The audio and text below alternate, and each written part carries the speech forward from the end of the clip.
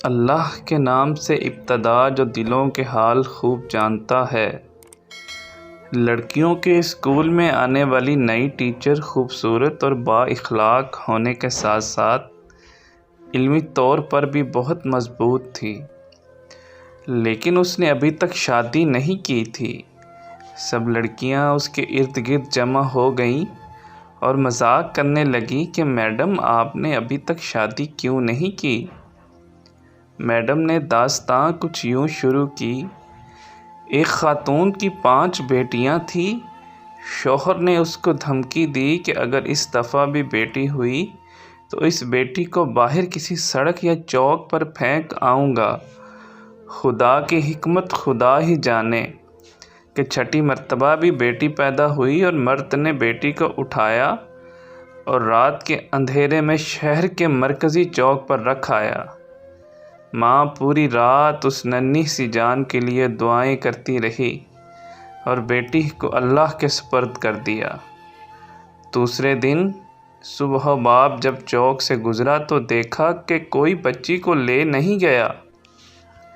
باپ بیٹی کو واپس گھر لایا، لیکن دوسری رات بھی بیٹی کو چوک پر رکھ آیا، لیکن ماجرا اسی طرح تکرار ہوتا رہا، یہاں تک کہ 7 دن باپ باہر رکھ کے آتا۔ جب کوئی لے نہ جاتا تو مجبوراً واپس اٹھا لاتا، یہاں تک کہ باپ تھک گیا اور خدا کی رضا پہ راضی ہو گیا۔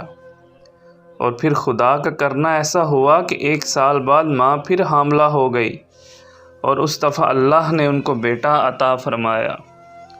لیکن کچھ ہی دن بعد بیٹیوں میں سے ایک فوت ہو گئی، یہاں تک کہ ماں 5 بار حاملہ ہوئی اور اللہ نے 5 بیٹے عطا فرمائے، لیکن ہر دفعہ اس کی بیٹیوں میں سے ایک اس دنیا سے رخصت ہو جاتی۔